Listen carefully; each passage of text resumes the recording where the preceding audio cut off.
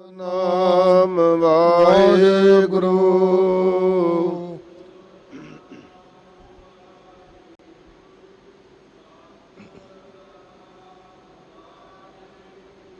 ਵਾਹਿਗੁਰੂ ਜੀ ਗਿਆਨ ਧਿਆਨ ਕਿਛ ਕਰਮ ਨ ਜਾਣਾ, ਸਾਰ ਨ ਜਾਣਾ ਤੇਰੀ। ਸਭ ਤੇ ਵੱਡਾ ਸਤਿਗੁਰ ਨਾਨਕ, ਜਿਨ ਕਲ ਰਾਖੀ ਮੇਰੀ। ਬਾਣੀ ਗੁਰੂ ਗੁਰੂ ਹੈ ਬਾਣੀ, ਵਿੱਚ ਬਾਣੀ ਅੰਮ੍ਰਿਤ ਸਾਰੇ। ਗੁਰਬਾਣੀ ਕਹੈ ਸੇਵਕ ਜਨ ਮਾਨੈ, ਪਰਤਖ ਗੁਰੂ ਨਿਸਤਾਰੇ। ਸੱਜਣ ਸੱਚਾ ਪਾਤਸ਼ਾਹ, ਸਿਰ ਸ਼ਾਹਾਂ ਦਾ ਸ਼ਾਹ। ਜਿਸ ਪਾਸ ਬੈਠਿਆ ਸੋਹੀਐ, ਸਭਨਾ ਦਾ ਵੇਸਾਹੋ। ਸੋ ਕਹੋ ਟਲ ਗੁਰ ਸੇਵੀਐ, ਅਹਰਸ ਸਹਿਜ ਸੁਭਾਏ। ਦਰਸ਼ਨ ਪਰਸਿਆ ਗੁਰੂ ਕੈ, ਜਨਮ ਮਰਨ ਦੁਖ ਜਾਏ। ਸਤਨਾਮ ਸ੍ਰੀ ਵਾਹਿਗੁਰੂ ਸਾਹਿਬ ਜੀ। ਜਾਤ ਸਰੀ ਮਹੱਲਾ ਪੰਜਵਾ। ਆਏ ਅਨਕ ਜਨਮ ਭ੍ਰਮ ਸਰਣੀ, ਉਦਰ ਦੇਹ ਅੰਧਕੂਪ ਤੇ। ਲਾਵੋ ਆਪਣੀ ਚਰਣੀ, ਆਏ ਅਨਕ ਜਨਮ ਭ੍ਰਮ ਸਰਣੀ। ਉਦਰ ਦੇਹ ਅੰਧਕੂਪ ਤੇ। ਲਾਵੋ ਆਪਣੀ ਚਰਣੀ। ਰਹਾਉ ਗਿਆਨ ਧਿਆਨ ਕਿਛ ਕਰਮ ਨ ਜਾਨਾ, ਨਾਹਿਨ ਨਿਰਮਲ ਕਰਨੀ। ਸਾਧ ਸੰਗਤ ਕੈ ਅੰਚਲ ਲਾਵੋ, ਬਿਖਮ ਨਦੀ ਜਾਏ ਤਰਨੀ। ਸੁਖ ਸੰਪਤ ਮਾਇਆ ਰਸ ਮੀਠੇ, ਇਹ ਨਹੀਂ ਮਨ ਮੈਂ ਧਰਨੀ। ਹਰ ਦਰਸ਼ਨ ਤ੍ਰਿਪਤ, ਨਾਨਕ ਦਾਸ ਪਾਵਤ। ਹਰ ਨਾਮ ਰੰਗ ਆਪਰਨੀ। ਸੁਖ ਸੰਪਤ ਮਾਇਆ ਰਸ ਮੀਠੇ, ਇਹ ਨਹੀਂ ਮਨ ਮੈਂ ਧਰਨੀ। ਹਰ ਦਰਸ਼ਨ ਤ੍ਰਿਪਤ, ਨਾਨਕ ਦਾਸ ਪਾਵਤ। ਹਰ ਨਾਮ ਰੰਗ ਆਪਰਨੀ। ਵਾਹਿਗੁਰੂ ਜੀ ਕਾ ਖਾਲਸਾ, ਵਾਹਿਗੁਰੂ ਜੀ ਕੀ ਫਤਿਹ।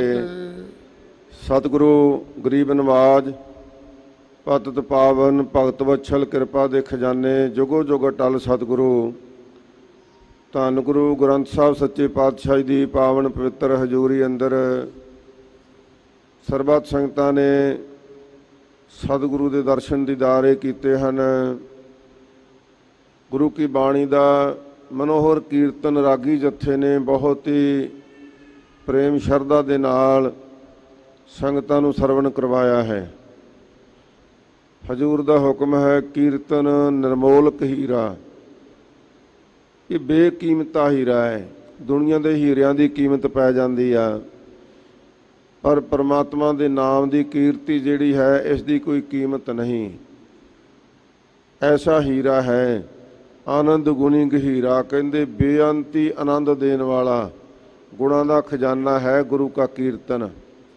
ਉਹ ਆਸਾ ਜੀ ਦੀ ਵਾਰ ਦਾ ਕੀਰਤਨ ਆਪਾਂ ਨੇ ਸਰਵਣ ਗੁਰੂ ਕੀਆਂ ਸੰਗਤਾਂ ਨੇ ਕੀਤਾ ਹੈ, ਅਥਵਾ ਸੱਚਖੰਡ ਸ੍ਰੀ ਹਰਿਮੰਦਰ ਸਾਹਿਬ ਜੀ ਦੇ ਦਰਸ਼ਨ ਕਰਨ ਵਾਸਤੇ ਦੇਸ਼ ਵਿਦੇਸ਼ਾਂ ਤੋਂ ਸੰਗਤਾਂ ਸ਼ਰਧਾ ਭਾਵਨਾ ਪ੍ਰੇਮ ਸਹਿਤ ਗੁਰੂ ਤੇ ਦੁਆਰੇ ਤੇ ਪਹੁੰਚਦੀਆਂ ਹਨ।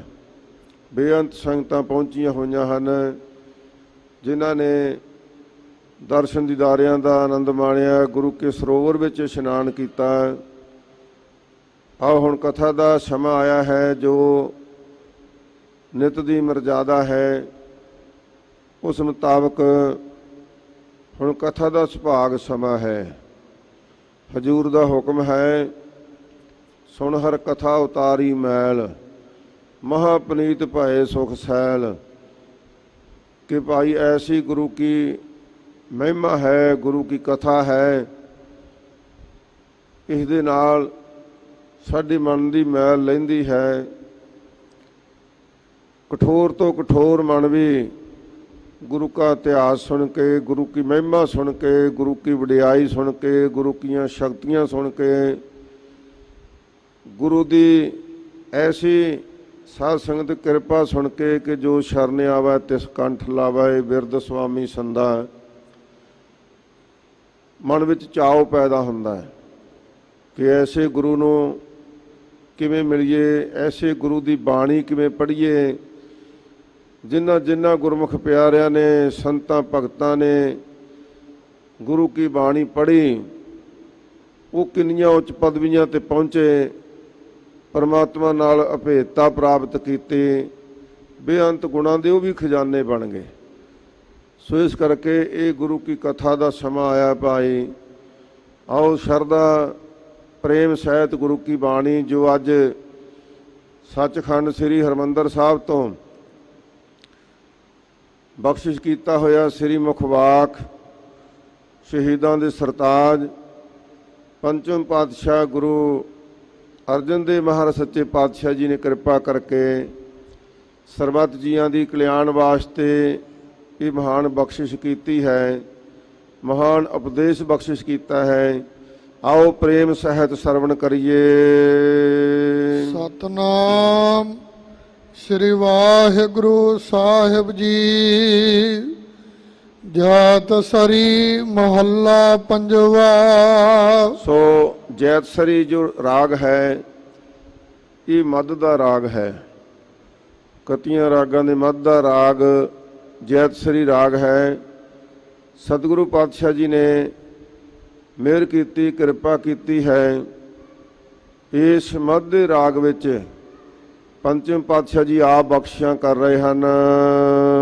ਆਏ ਅਨਕ ਜਨਮ ਭ੍ਰਮ ਸਰਨੀ। ਉਹ ਗੁਰੂ ਕੇ ਸਿੱਖ ਜਗਿਆਸੂ ਸਤਿਗੁਰੂ ਦੇ ਚਰਨਾਂ ਵਿੱਚ ਬੇਨਤੀ ਕਰਦੇ ਹਨ ਕਿ ਮਹਾਰਾਜ, ਇਹ ਸਾਡਾ ਜਨਮ ਲੇਖੇ ਵਿੱਚ ਕਿਵੇਂ ਲੱਗੇ। ਆਪ ਜੀ ਐਸੀ ਕਿਰਪਾ ਕਰੋ, ਕਿਉਂਕਿ ਜਨਮਾਂ ਜਨਮਾਤਾਂ 84 ਲੱਖ ਦੀ ਜੂਨ ਵਿੱਚੋਂ, ਉਹ ਚੱਕਰ ਵਿੱਚੋਂ ਨਿਕਲ ਕੇ ਅਕਾਲ ਪੁਰਖ ਨੇ ਬਖਸ਼ਿਸ਼ ਕੀਤੀ, ਇਹ ਮਨੁੱਖਾ ਜਨਮ ਬਖਸ਼ਿਸ਼ ਕੀਤਾ ਹੈ, ਜਿਸ ਦੀ ਬਹੁਤ ਵੱਡੀ ਵਡਿਆਈ ਕਿ ਇਹ ਜਨਮ ਬਹੁਤ ਕੀਮਤੀ ਜਨਮ ਹੈ। ਇਹਦਾ ਸਵਾਸ ਕੀਮਤੀ ਹੈ। ਇਸ ਵਾਸਤੇ ਸਤਿਗੁਰੂ ਜੀ ਨੇ ਇੱਥੇ ਮੋਹਰ ਲਾਈ, ਅਵਰ ਜੋਨ ਤੇਰੀ ਪਨਿਹਾਰੀ, ਇਸ ਧਰਤੀ ਮੈਂ ਤੇਰੀ ਸਿਕਦਾਰੀ। ਤੇਰੀ ਚੌਧਰਤਾ ਹੈ ਇਸ ਧਰਤੀ ਦੇ ਵਿੱਚ। ਕਿਸ ਗੱਲ ਲਈ? ਜੀਆਂ ਦੇ ਉੱਪਰ ਹੁਕਮ ਚਲਾਉਣ ਲਈ ਨਹੀਂ, ਇਸ ਤੋਂ ਵੀ ਅੱਗੇ ਜਿਹੜੀ ਪਰਮਾਤਮਾ ਨਾਲ ਮੇਲ ਮਿਲਾਪ ਕਰਨ ਦਾ ਇਹ ਸੁਨਹਿਰੀ ਤੇ ਸਭ ਤੋਂ ਵੱਡਾ ਸਾਧਨ ਹੈ ਮਨੁੱਖਾ ਜਨਮ। ਇਸ ਵਾਸਤੇ ਮਹਾਰਾਜ ਨੇ ਕਿਹਾ ਕਿ ਇਸ ਧਰਤੀ ਦੇ ਉੱਪਰ ਬੜੇ ਜੀਅ ਜੰਤ ਨੇ, ਪਰ ਉਹ ਪ੍ਰਭੂ ਪ੍ਰਮਾਤਮਾ ਦੀ ਅਭੇਦਤਾ ਦਾ ਰਸਤਾ ਨਹੀਂ ਅਖਤਿਆਰ ਕਰ ਸਕਦੇ। ਤੇਰੇ ਤੇ ਇਹ ਕਿਰਪਾ ਕੀਤੀ ਹੈ ਅਕਾਲ ਪੁਰਖ ਵਾਹਿਗੁਰੂ ਨੇ। ਸੋ ਮਹਾਰਾਜ ਜੀ ਆਪ ਕਿਰਪਾ ਕਰਕੇ ਮਿਹਰ ਕਰੋ ਕਿ ਸਾਡਾ ਜਨਮ ਕਿਵੇਂ ਲੇਖੇ ਵਿੱਚ ਲੱਗੇ। ਆਏ ਅਨਕ ਜਨਮ ਭਰਮ ਸਰਣੀ। ਮਹਾਰਾਜ ਸੱਚੇ ਪਾਤਸ਼ਾਹ ਜੀ ਅਨੇਕਾਂ ਹੀ ਜਨਮਾਂ ਦੇ ਵਿੱਚੋਂ ਕਈ ਜਨਮ ਭਏ ਕੀਟ ਪਤੰਗਾ, ਕਈ ਜਨਮ ਗਜ ਮੀਨ ਕਰੰਗਾ। ਸਾਨੂੰ ਤੇ ਪਤਾ ਹੀ ਨਹੀਂ ਕਿ ਕਿੰਨੇ ਅਸੀਂ ਟੇਢੀਆਂ ਜੂਨੀਆਂ ਚੋਂ ਕਦੇ ਕੀੜੇ ਬਣੇ, ਸੱਪ ਠੂਹੇ ਬਣੇ। ਉਹਨਾਂ ਜੂਨਾਂ ਵਿੱਚੋਂ ਨਿਕਲ ਕੇ ਮਹਾਰਾਜ ਹੁਣ ਇਹ ਮਨੁੱਖਾ ਜਨਮ ਪ੍ਰਾਪਤ ਹੋਇਆ ਹੈ। ਬਹੁਤ ਜਨਮ ਵਿਛਰੇ ਥੇ ਮਾਧੋ, ਇਹ ਜਨਮ ਤੁਮਾਰੇ ਲੇਖੇ। ਮਹਾਰਾਜ ਇਹ ਤੁਹਾਡੇ ਲੇਖੇ ਵਿੱਚ ਲੱਗ ਜਾਵੇ, ਐਸੀ ਕਿਰਪਾ ਬਖਸ਼ਿਸ਼ ਕਰ ਦਿਓ। ਮਹਾਰਾਜ ਸੱਚੇ ਪਾਤਸ਼ਾਹ ਜੀ ਆਪ ਦੀ ਸ਼ਰਨ ਵਿੱਚ ਆਏ ਹਾਂ। ਉਦਰ ਦੇਹ ਅੰਧ ਕੂਪ ਤੇ। ਸਤਿਗੁਰੂ ਜੀ ਫਰਮਾਉਂਦੇ ਹਨ ਕਿ ਭਾਈ ਜਿਵੇਂ ਜਗਿਆਸੂ ਨੇ ਬੇਨਤੀ ਕੀਤੀ, ਇਹ ਬੇਨਤੀ ਕਰਨ ਦਾ ਤਰੀਕਾ ਧੰਨ ਗੁਰੂ ਅਰਜਨ ਸਾਹਿਬ ਸੱਚੇ ਪਾਤਸ਼ਾਹ ਜੀ ਆਪ ਹੀ ਪਰਮੇਸ਼ਰ ਸਰੂਪ ਹਨ ਤੇ ਆਪ ਹੀ ਜਗਿਆਸੂ ਹੋ ਕੇ ਮਹਾਰਾਜ ਜੀ ਸਾਨੂੰ ਵੰਦਨਾ ਕਰਨ ਦਾ ਤਰੀਕਾ ਦੱਸ ਰਹੇ ਹਨ ਕਿ ਮਹਾਰਾਜ ਸੱਚੇ ਪਾਤਸ਼ਾਹ ਜੀ ਅਨੇਕਾਂ ਹੀ ਜਨਮਾਂ ਦੇ ਵਿੱਚੋਂ ਅਸੀਂ ਇਹ ਚੱਕਰ ਕੱਟ ਕੇ ਅਸੀਂ ਆਪ ਦੀ ਸ਼ਰਨ ਵਿੱਚ ਆਏ ਹਾਂ ਤੇ ਜਿਹੜੀ ਸਾਨੂੰ ਹੁਣ ਦੇ ਮਿਲ ਗਈ ਹੈ ਨਾ, ਇਹ ਸਵੈ ਸਤਾਹੀਨ ਹੈ। ਇਸ ਦੀ ਆਪਣੀ ਕੋਈ ਸਤਾ ਨਹੀਂ। ਇਹਦੇ ਵਿੱਚ ਚੇਤਨ ਸਤਾ ਕਿਹਦੀ ਹੈ? ਚੇਤਨ ਸਤਾ ਉਸ ਅਕਾਲ ਪੁਰਖ ਵਾਹਿਗੁਰੂ ਦੀ ਹੈ। ਜਦੋਂ ਉਹ ਆਪਣੀ ਜੋਤ ਖਿੱਚ ਲੈਂਦਾ ਹੈ, ਇਹ ਸਰੀਰ ਫਿਰ ਮਿੱਟੀ ਹੋ ਜਾਂਦਾ ਹੈ। ਇਸ ਵਾਸਤੇ ਮਹਾਰਾਜ ਐਸੀ ਕਿਰਪਾ ਕਰੋ ਉਧਰ ਦੇਹ, ਇਹ ਜਿਹੜੀ ਦੇਹ ਹੈ ਇਹ ਤੋਂ ਉਧਾਰ ਕਿਵੇਂ ਕਰੋਗੇ? ਆਪ ਕਿਰਪਾ ਕਰਕੇ ਸਾਨੂੰ ਤਰੀਕਾ ਦੱਸੋ, ਕਿਉਂਕਿ ਸਾਨੂੰ ਆਪਣੇ ਆਪ ਕੋਈ ਸਮਝ ਨਹੀਂ ਹੈ। ਇਸ ਲਈ ਆਪ ਜੀ ਕਿਰਪਾ ਕਰੋ, ਕਿਉਂਕਿ ਇਸ ਦੇਹ ਦੇ ਵਿੱਚ ਅੰਧਕੂਪ ਕਹਿੰਦੇ ਅੰਧਾ ਖੂਹ ਹੈ ਅਗਿਆਨ ਦਾ, ਉਹਦੇ ਵਿੱਚ ਅਸੀਂ ਫਸੇ ਹੋਏ ਹਾਂ। ਤੇ ਮਹਾਰਾਜ ਜੀ ਜੇ ਇਸ ਅੰਧੇ ਖੂਹ ਚੋਂ ਸਾਨੂੰ ਨਾ ਕੱਢਿਆ, ਸਾਡੇ ਵਿੱਚ ਇਹ ਗਿਆਨ ਹੀ ਨਾ ਪੈਦਾ ਹੋਇਆ ਕਿ ਅਸੀਂ ਗੁਰੂ ਕੀ ਸੰਗਤ ਵਿੱਚ ਜਾਣਾ ਹੈ, ਇਸ ਸਰੀਰ ਤੋਂ ਕਾਰਜ ਕਿਹੜੇ ਕਿਹੜੇ ਕਰਵਾਉਣੇ ਹਨ, ਕਿਵੇਂ ਇਹਨੂੰ ਭਗਤੀ ਦੇ ਮਾਰਗ ਤੇ ਚੱਲਣਾ ਹੈ। ਜਿਵੇਂ ਧੰਨ ਗੁਰੂ ਰਾਮਦਾਸ ਮਹਾਰਾਜ ਸੱਚੇ ਪਾਤਸ਼ਾਹ ਦੇ ਚਰਨਾਂ ਵਿੱਚ ਜਗਿਆਸੂਆਂ ਨੇ ਬੇਨਤੀ ਕੀਤੀ ਸੀ ਕਿ ਮਹਾਰਾਜ ਜੀ ਗੁਰਸਿੱਖ ਦੀ ਰਹਿਣੀ ਕੀ ਹੈ? ਗੁਰਸਿੱਖ ਰੋਜ਼ਾਨਾ ਦੀ ਕਿਹੜੀ ਕਿਰਿਆ ਕਰੇ, ਕਿਹੜਾ ਕਰਮ ਕਰੇ? ਕਿਉਂਕਿ ਵੱਖ-ਵੱਖ ਧਰਮਾਂ ਦੇ ਵਿੱਚ ਕੋਈ ਨਿਉਲੀ ਕਰਮ ਕਰਦਾ ਹੈ, ਕੋਈ ਪਤੰਜਲੀ ਕਰਦਾ ਹੈ, ਕੋਈ ਸਾਧਨਾ ਦੇ ਵਿੱਚ ਜੁੜਿਆ ਹੋਇਆ ਹੈ, ਕੋਈ ਪੁੱਠਾ ਲਮਕ ਰਿਹਾ, ਕੋਈ ਧੂਣੀਆਂ ਤਾਰਿਆ ਹੈ। ਸਾਨੂੰ ਕੀ ਕਰਨਾ ਚਾਹੀਦਾ? ਤਾਂ ਸਤਿਗੁਰੂ ਜੀ ਨੇ ਬਖਸ਼ਿਸ਼ ਕੀਤੀ, ਗੁਰ ਸਤਿਗੁਰ ਕਾ ਜੋ ਸਿੱਖ ਖਾਏ ਸੋ ਭਲਕੇ ਉਠ ਹਰ ਨਾਮ ਧਿਆਵੈ। ਜਿਹੜਾ ਭਾਈ ਗੁਰੂ ਕਾ ਸਿੱਖ ਹੈ, ਜੇ ਕੋਈ ਮੜੀ ਦਾ ਸਿੱਖ ਹੈ, ਸਾਧ ਸੰਗਤ ਜੀ ਕੋਈ ਕਬਰ ਦਾ ਸਿੱਖ ਹੈ, ਕਿਸੇ ਹੋਰ ਕੋਈ ਹੰਨਾ ਵਾਲੇ ਰੰਨਾ ਵਾਲੇ ਦਾ ਕੋਈ ਸਿੱਖ ਹੈ, ਉਹ ਤਾਂ ਜਿੱਥੇ ਮਰਜ਼ੀ ਤੁਰਿਆ ਫਿਰੇ। ਪਰ ਜਿਹੜਾ ਗੁਰੂ ਕਾ ਸਿੱਖ ਹੈ, ਜਿਹੜਾ ਕਹਿੰਦਾ ਕਿ ਮੈਂ ਗੁਰਸਿੱਖ ਹਾਂ, ਮੈਂ ਗੁਰੂ ਨਾਨਕ ਸਾਹਿਬ ਦਾ ਸਿੱਖ ਹਾਂ, ਮੇਰਾ ਸਿੱਖਾਂ ਦੇ ਘਰ ਵਿੱਚ ਜਨਮ ਹੋਇਆ ਹੈ, ਤੇ ਫਿਰ ਆਪਣਾ ਫਰਜ਼ ਪਛਾਣਨਾ ਚਾਹੀਦਾ, ਆਪਣਾ ਕਰਮ ਪਛਾਣਨਾ ਚਾਹੀਦਾ ਕਿ ਅਸੀਂ ਸਿੱਖ ਹੋ ਕੇ ਅਸੀਂ ਕਾਰਜ ਕਿਹੜਾ ਕਰਨਾ। ਮਹਾਰਾਜ ਤੇ ਗੁਰ ਸਤਿਗੁਰ ਕਾ ਜੋ ਸਿੱਖ ਖਾਏ, ਜਿਹੜਾ ਗੁਰੂ ਕਾ ਸਿੱਖ ਕਹਾਉਂਦਾ ਕਿ ਮੈਂ ਗੁਰੂ ਕਾ ਸਿੱਖ ਹਾਂ, ਉਹਨੂੰ ਇਹ ਫਖਰ ਪ੍ਰਾਪਤ ਹੋਇਆ। ਮਹਾਰਾਜ ਨੇ ਜਨਮ ਦਿੱਤਾ ਗੁਰੂ ਕੇ ਸਿੱਖਾਂ ਦੇ ਘਰ ਵਿੱਚ, ਜਾਂ ਕਿਤੇ ਹੋਰ ਵੀ ਜਨਮ ਮਿਲਿਆ ਤੇ ਉਹਨੇ ਗੁਰਸਿੱਖੀ ਧਾਰਨ ਕਰ ਲਈ, ਗੁਰੂ ਕਾ ਸਿੱਖ ਬਣ ਗਿਆ। ਤੇ ਫਿਰ ਭਾਈ ਕੀ ਕਰੇ? ਮਹਾਰਾਜ ਕਹਿੰਦੇ ਫਿਰ ਗੁਰ ਸਤਿਗੁਰ ਕਾ ਜੋ ਸਿੱਖ ਖਾਏ ਸੋ ਭਲਕੇ ਉਠ ਹਰ ਨਾਮ ਧਿਆਵੈ। ਉਦਮ ਕਰੇ ਭਲਕੇ ਪ੍ਰਭਾਤੀ। ਜਦੋਂ ਪ੍ਰਭਾਤ ਵੇਲਾ ਹੋਵੇ, ਅੰਮ੍ਰਿਤ ਵੇਲਾ ਹੋਵੇ, ਤੇ ਗੁਰੂ ਕਾ ਸਿੱਖ ਉਦਮੀ ਹੋਵੇ, ਆਲਸੀ ਬਣ ਕੇ ਨਾ ਪਿਆ ਰਵੇ, ਉਦਮੀ ਬਣੇ, ਉਦਮ ਕਰਕੇ ਇਸ਼ਨਾਨ ਕਰਕੇ ਵਾਹਿਗੁਰੂ ਦੇ ਸਿਮਰਨ ਵਿੱਚ ਜੁਟ ਜਾਵੇ। ਇਹ ਸਤਿਗੁਰੂ ਸੱਚੇ ਪਾਤਸ਼ਾਹ ਜੀ ਨੇ ਬਖਸ਼ਿਸ਼ ਕੀਤੀ ਗੁਰਸਿੱਖਾਂ ਦੇ ਉੱਪਰ। ਦੇਖੋ ਕਿੱਡੀ ਵੱਡੀ ਬਖਸ਼ਿਸ਼ ਹੈ। ਅਸੀਂ ਆਪਣੇ ਘਰਾਂ ਵਿੱਚ ਰਹਿੰਦੇ ਹਾਂ, ਵਿਦੇਸ਼ ਵਿੱਚ ਰਹਿੰਦੇ ਹਾਂ, ਦੇਸ਼ ਵਿੱਚ ਰਹਿੰਦੇ ਹਾਂ, ਘਰ ਤੋਂ ਬਾਹਰ ਰਹਿੰਦੇ ਹਾਂ। ਇਹ ਅਸੀਂ ਕਰਮ ਕਿਤੇ ਵੀ ਕਰ ਸਕਦੇ ਹਾਂ, ਕਿਤੇ ਵੀ, ਕਿਉਂਕਿ ਇਹਦੇ ਵਿੱਚ ਸਾਨੂੰ ਬਹੁਤੇ ਸਾਧਨਾਂ ਦੀ ਜ਼ਰੂਰਤ ਨਹੀਂ ਕਿ ਸਾਡੇ ਕੋਲ ਇੰਨੇ ਕੁ ਸਾਧਨ ਹੋਣ ਫਿਰ ਇਹ ਕੰਮ ਹੋ ਸਕਦਾ। ਨਹੀਂ ਭਾਈ, ਧੂਣੀਆਂ ਤੌਣੀਆਂ ਹੋਣ ਤੇ ਉਹਦੇ ਵਾਸਤੇ ਬਾਲਣ ਚਾਹੀਦਾ ਹੈ, ਉਹਦੇ ਵਾਸਤੇ ਸਾਧ ਸੰਗਤ ਉਹੋ ਜਿਹੀ ਜਗ੍ਹਾ ਚਾਹੀਦੀ ਹੈ। ਜੇ ਕਿਸੇ ਨੇ ਸਮੇਤ ਜਗ ਕਰਨਾ ਤੇ ਬਹੁਤਾ ਹੀ ਵੱਡਾ ਸਾਧਨ ਚਾਹੀਦਾ ਹੈ, ਪਰ ਗੁਰਸਿੱਖ ਵਾਸਤੇ ਤਾਂ ਐਨ ਆਸਾਨ ਰਸਤਾ ਮਹਾਰਾਜ ਨੇ ਬਖਸ਼ਿਸ਼ ਕਰ ਦਿੱਤਾ ਕਿ ਜਿੱਥੇ ਵੀ ਤੂੰ ਐ ਤੂੰ ਅੰਮ੍ਰਿਤ ਵੇਲੇ ਉੱਠ, ਇਸ਼ਨਾਨ ਕਰ ਲੈ, ਤੇ ਇਕੱਲਾ ਵੀ ਐ, ਇਕੱਲੇ ਤੋਂ ਵੱਧ ਵੀ ਹੋ, ਤੇ ਫਿਰ ਭਾਈ ਤੂੰ ਵਾਹਿਗੁਰੂ ਦਾ ਸਿਮਰਨ ਕਰ ਇਸ਼ਨਾਨ ਕਰਕੇ। ਜਦੋਂ ਤੂੰ ਉਹਦੇ ਸਿਮਰਨ ਵਿੱਚ ਜੁੜੇਂਗਾ, ਇਹ ਸਭ ਤੋਂ ਵੱਡਾ ਸਾਧਨ ਹੈ। ਅੱਜ ਧੰਨ ਗੁਰੂ ਅਰਜਨ ਸਾਹਿਬ ਸੱਚੇ ਪਾਤਸ਼ਾਹ ਜੀ ਵੀ ਇਹ ਕਿਰਪਾ ਕਰਦੇ, ਜਦੋਂ ਬੇਨਤੀ ਕੀਤੀ ਮਹਾਰਾਜ ਇਹ ਜਿਹੜੀ ਦੇਹ ਹੈ ਇਹਦੇ ਵਿੱਚ ਬਹੁਤ ਟੇਢੇ ਰਸਤੇ ਹੈ, ਪੰਜਾਂ ਵਿਕਾਰਾਂ ਦਾ ਇਹਦੇ ਉੱਪਰ ਪਹਿਰਾ ਹੈ। ਇਹ ਅਗਿਆਨ ਦੇ ਵਸ਼ ਮਨ ਇਹਦੇ ਅੰਦਰ ਘਿਰਿਆ ਹੋਇਆ ਹੈ। ਆਪ ਜੀ ਮਿਹਰ ਕਰੋ ਮਹਾਰਾਜ ਸੱਚੇ ਪਾਤਸ਼ਾਹ ਜੀ, ਅਸੀਂ ਤੇ ਹੁਣ ਤੁਹਾਡੀ ਸ਼ਰਨ ਵਿੱਚ ਆਏ ਹਾਂ। ਸਾਡੀ ਆਪਣੀ ਕੋਈ ਸਮਰੱਥਾ ਨਹੀਂ ਕਿ ਅਸੀਂ ਇਹਨਾਂ ਵਿਕਾਰਾਂ ਤੇ ਫਤਿਹ ਪਾ ਲਈਏ, ਇਹਨਾਂ ਵਿਕਾਰਾਂ ਨੂੰ ਜਿੱਤ ਲਈਏ, ਆਪਣੇ ਆਪ ਕੋਈ ਗਿਆਨ ਪ੍ਰਾਪਤ ਕਰ ਲਈਏ। ਮਹਾਰਾਜ ਇਹ ਸਾਡੇ ਵਿੱਚ ਹਿੰਮਤ ਨਹੀਂ, ਸਾਡੇ ਵਿੱਚ ਬੁੱਧੀ ਨਹੀਂ, ਸੋਝ ਨਹੀਂ। ਆਪ ਜੀ ਕਿਰਪਾ ਕਰੋ ਕਿ ਸਾਨੂੰ ਇਸ ਅੰਧੇ ਕੂਪ ਤੋਂ ਮਹਾਰਾਜ ਆਪ ਕੱਢ ਲਵੋ। ਲਾਵੋ ਆਪਣੀ ਚਰਨੀ, ਤੇ ਮਹਾਰਾਜ ਆਪਣੇ ਚਰਨਾਂ ਦੇ ਨਾਲ ਲਾਓ। ਪ੍ਰਭ ਜੀ ਆਪ ਕਿਰਪਾ ਕਰੋ। ਆਏ ਅਨਕ ਜਨਮ ਪ੍ਰਮ ਸਰਣੀ, ਅਨੇਕਾਂ ਹੀ ਜਨਮਾਂ ਤੋਂ ਮਹਾਰਾਜ ਸੱਚੇ ਪਾਤਸ਼ਾਹ ਜੀ ਅਸੀਂ ਭਰਮ ਕੇ ਆਏ ਹਾਂ। ਇਸ ਕਰਕੇ ਹੁਣ ਸਾਨੂੰ ਆਪਣੇ ਚਰਨਾਂ ਦੇ ਵਿੱਚ ਲਾਓ, ਤੇ ਇਸ ਦੇਹ ਦੇ ਵਿੱਚ ਜਿੰਨੇ ਵੀ ਵਿਸ਼ੇ ਵਿਕਾਰਾਂ ਦੇ ਪਹਿਰੇ ਹਨ, ਕਿਉਂਕਿ ਇਸ ਦੇਹੀ ਕੇ ਅਧਿਕ ਕਾਮ। ਭਗਤ ਕਬੀਰ ਜੀ ਕਹਿੰਦੇ ਨੇ ਕਿ ਇਸ ਦੇਹੀ ਦੇ ਬੜੇ ਕੰਮ ਨੇ। ਇਹ ਜਿਹੜੀ ਦੇਹੀ ਹੈ ਇਹ ਆਪਣੇ ਕਰਮਾਂ ਦੇ ਨਾਲ, ਆਪਣੀ ਮਿਹਨਤ ਦੇ ਨਾਲ ਵੱਡੇ ਵੱਡੇ ਅਹੁਦੇ ਮਰਾਤਬੇ ਵੀ ਹਾਸਲ ਕਰ ਲੈਂਦੀ ਹੈ। ਤੇ ਇਹੀ ਦੇਹੀ ਦੇ ਨਾਲ ਜੇ ਕੋਈ ਚੋਰ ਬਣ ਜਾਵੇ, ਜੇ ਕੋਈ ਗੁਨਾਹਗਾਰ ਬਣ ਜਾਵੇ, ਤੇ ਇਹ ਦੁਨੀਆ ਦੇ ਵਿੱਚ ਬੇਇੱਜ਼ਤੀ ਵੀ ਕਰਾ ਦਿੰਦੀ ਹੈ ਇਸ ਦੇਹੀ ਕੇ ਅਧਿਕ ਕਾਮ। ਤੇ ਫਿਰ ਭਗਤ ਜੀ ਕਹਿੰਦੇ ਭਾਈ ਜੇ ਅਨੇਕਾਂ ਹੀ ਕਰਮਾਂ ਚੋਂ ਸ਼੍ਰੋਮਣੀ ਕਰਮ ਕਿਹੜਾ ਹੈ? ਤੇ ਉਹ ਕਹਿੰਦੇ ਭਾਈ ਪ੍ਰਮਾਤਮਾ ਦਾ ਨਾਮ ਜਪਣ ਦਾ ਸਭ ਤੋਂ ਵੱਡਾ ਕਾਰਜ ਹੈ।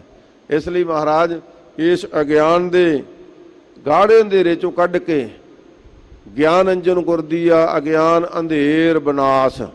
ਮਹਾਰਾਜ ਇਹੋ ਜਿਹੀ ਕਿਰਪਾ ਕਰੋ ਕਿ ਸਾਨੂੰ ਗਿਆਨ ਦਾ ਸੁਰਮਾ ਦੇ ਦਿਓ।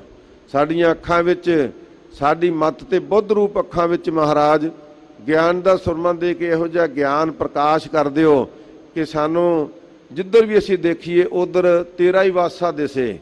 ਜਿਹੜੀ ਵੀ ਸਾਨੂੰ ਆਵਾਜ਼ ਸੁਣੇ ਉਹ ਮਹਾਰਾਜ ਸੱਚੇ ਪਾਤਸ਼ਾਹ ਜੀ ਆਪ ਦੇ ਨਾਮ ਦੀ ਆਵਾਜ਼ ਸੁਣੇ।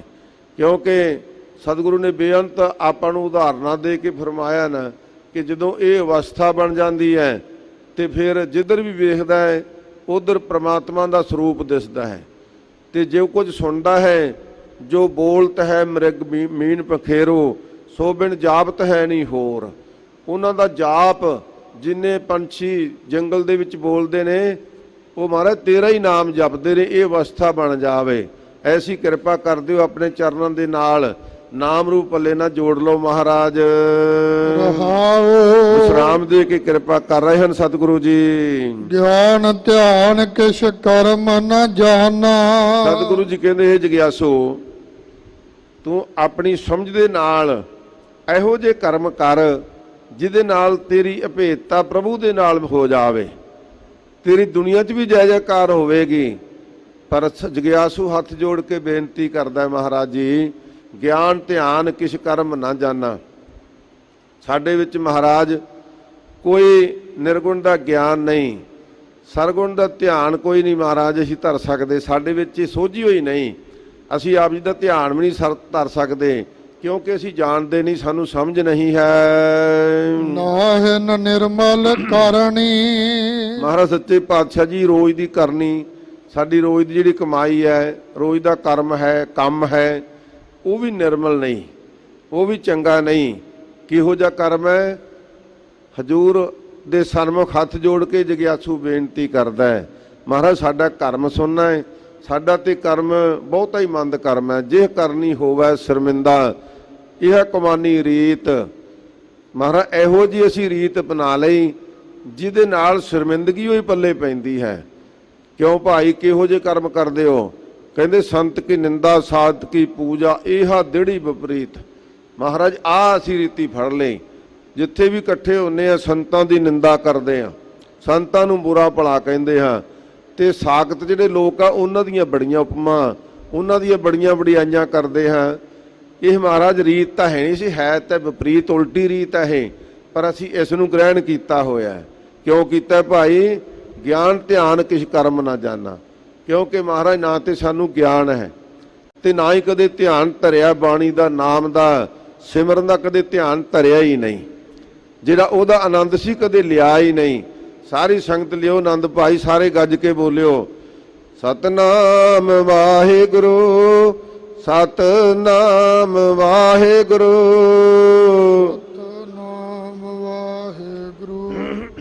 ਸਤਨਾਮ ਵਾਹਿਗੁਰੂ, ਸਤਨਾਮ ਵਾਹਿਗੁਰੂ, ਸਤਨਾਮ ਵਾਹਿਗੁਰੂ, ਸਤਨਾਮ ਵਾਹਿਗੁਰੂ,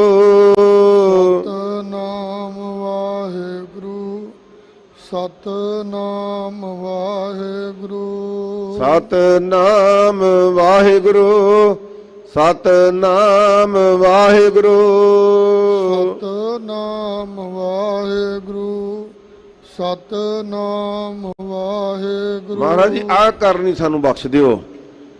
ਤੇ ਭਗਤ ਭਾਈ ਗੁਰਦਾਸ ਜੀ ਫਰਮਾਉਂਦੇ ਨੇ, ਮਹਾਰਾਜ ਜੇ ਸਾਡੀ ਕਰਨੀ ਪੁੱਛਦੇ ਨਾ, ਆਪਣੀ ਕਰਨੀ ਕਰ ਨਰਕ ਹੀ ਨਾ ਠੌਰ ਪਾਵੋ। ਮਹਾਰਾਜ ਸੱਚੇ ਪਾਤਸ਼ਾਹ ਜੀ ਜੇ ਸਾਡੀ ਕਰਨੀ ਵੇਖੋਗੇ ਤਾਂ ਸਾਨੂੰ ਤਾਂ ਨਰਕਾਂ 'ਚ, ਸੁਰਗ ਦੀ ਤਾਂ ਗੱਲ ਦੱਸ ਛੱਡ ਦਿਓ, ਸੱਚਖੰਡ ਦੀ ਤਾਂ ਗੱਲ ਹੀ ਬੜੀ ਦੂਰ ਹੈ, ਸਾਨੂੰ ਤੇ ਨਰਕਾਂ ਵਿੱਚ ਵੀ ਜਗ੍ਹਾ ਨਹੀਂ ਮਿਲਣੀ। ਸਾਡੀ ਇਹੋ ਜਿਹੀ ਕਰਨੀ ਹੈ। ਕਿਉਂਕਿ ਸਾਡੇ ਗੁਣ ਮਹਾਰਾਜ ਜੇ ਤੁਸੀਂ ਤੱਕੜੀ 'ਚ ਪਾ ਕੇ ਤੋਲੋਗੇ ਨਾ ਕਿ ਤੁਹਾਡੀ ਬੁੱਧੀ ਵਿੱਚ ਕਿੰਨੇ ਗੁਣ ਨੇ, ਤੇ ਫਿਰ ਤੇ ਮਹਾਰਾਜ ਅਸੀਂ ਤੇ ਪਹਿਲਾਂ ਹੀ ਹੱਥ ਜੋੜ ਕੇ ਅਰਦਾਸ ਕਰਦੇ ਹਾਂ, ਮੈਂ ਨਿਰਗੁਣ ਯਾਰੇ ਕੋ ਗੁਣ ਨਾਹੀ। ਸਾਡੇ ਵਿੱਚ ਤੇ ਕੋਈ ਗੁਣ ਹੀ ਨਹੀਂ ਹੈ, ਬਲਕਿ ਇਹ ਤੋਲਟ ਜੇਤਾ ਸਮੁੰਦ ਸਾਗਰ ਨੀਰ ਭਰਿਆ, ਤੇਤੇ ਔਗਣ ਹਮਾਰੇ, ਦਇਆ ਕਰੋ ਕਿਛ ਮਿਹਰ ਪਾਵੋ ਡੁੱਬਦੇ ਪੱਥਰ ਤਾਰੇ।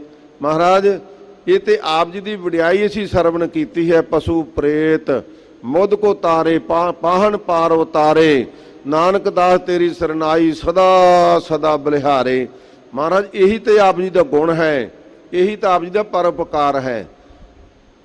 ਕਵੀ ਜੀ ਇਸ ਗੱਲ ਤੇ ਵੀ ਮੋਹਰ ਲਾਉਂਦੇ ਨੇ ਕਿ ਧੰਨ ਗੁਰੂ ਨਾਨਕ ਸਾਹਿਬ ਦਾ ਦਰ ਕਿਹੋ ਜਿਹਾ, ਬੁਰੇ ਨਾਲ ਬੁਰਿਆਈ ਕਰਨ, ਮਾਫ ਕਰਨ ਕਈ ਸਿਆਣੇ।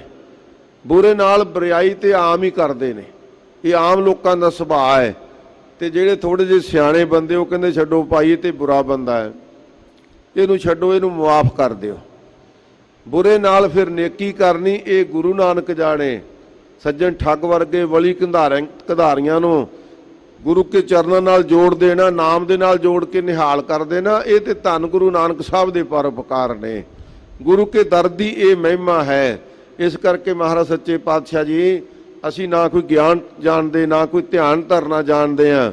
ਆਪ ਹੀ ਕਿਰਪਾ ਕਰੋ ਮਹਾਰਾਜ ਸੱਚੇ ਪਾਤਸ਼ਾਹ ਜੀ, ਆਪ ਸਾਨੂੰ ਆਪਣੇ ਪੱਲੇ ਨਾਲ ਜੋੜ ਲਵੋ। ਗਿਆਨ ਧਿਆਨ ਕਿਛ ਕਰਮ ਨਾ ਜਾਣਾ, ਨਾ ਹੈ ਨਿਰਮਲ ਕਰਨੀ। ਸਾਡੀ ਕਰਨੀ ਵੀ ਮਹਾਰਾਜ ਨਿਰਮਲ ਨਹੀਂ, ਨਿਰਮਲ ਹੋਣੀ ਚਾਹੀਦੀ ਸੀ। ਜੀਓ ਨਿਰਮਲ ਬਾਹਰੋਂ ਨਿਰਮਲ, ਜੀਓ ਤਾਂ ਨਿਰਮਲ ਬਾਹਰੋਂ ਨਿਰਮਲ, ਇਹ ਸਾਡੀ ਕਰਨੀ ਚਾਹੀਦੀ ਸੀ, ਪਰ ਮਹਾਰਾਜ ਇਹ ਬਣ ਨਹੀਂ ਸਕੀ। ਆਪ ਕਿਰਪਾ ਕਰਕੇ ਰਹਿਮਤ ਕਰੋ ਜੀ। ਸਾਧ ਸੰਗਤ ਕੈ ਅੰਚਲ ਲਾਵੋ। ਸਤਿਗੁਰੂ ਸੱਚੇ ਪਾਤਸ਼ਾਹ ਜੀ ਫਰਮਾਉਂਦੇ ਨੇ, ਫਿਰ ਕਹਿੰਦੇ ਇਹ ਗੁਰਸਿੱਖ, ਇਹ ਜਗਿਆਸੂ, ਤੂੰ ਆਪਣੇ ਆਪ ਨੂੰ ਸਾਧੂ ਮਹਾਤਮਾ ਦੇ ਸੰਗਤ ਰੂਪ ਪੱਲੇ ਨਾਲ ਜੋੜ ਲਾ, ਕਿਉਂਕਿ ਉੱਥੋਂ ਤੈਨੂੰ ਪਰਮਾਤਮਾ ਦਾ ਨਾਮ ਮਿਲੇਗਾ, ਸੇਵਾ ਕਰਨ ਦਾ ਢੰਗ ਮਿਲੇਗਾ, ਸੰਗਤ ਵਿੱਚ ਬੈਠਣ ਦੀ ਤੈਨੂੰ ਜਾਂਚ ਆਵੇਗੀ, ਮੱਥਾ ਟੇਕਣ ਦਾ ਤੈਨੂੰ ਪਤਾ ਲੱਗੇਗਾ ਕਿ ਗੁਰੂ ਸਾਹਿਬ ਨੂੰ ਮੱਥਾ ਕਿਵੇਂ ਟੇਕਣਾ ਹੈ। ਸਾਧ ਸੰਗਤ ਜੀ ਇਹ ਵੀ ਗੁਰਸਿੱਖਾਂ ਨੂੰ ਰੋਜ਼ ਦੇ ਗੁਣ ਸਿੱਖਣੇ ਚਾਹੀਦੇ ਆ।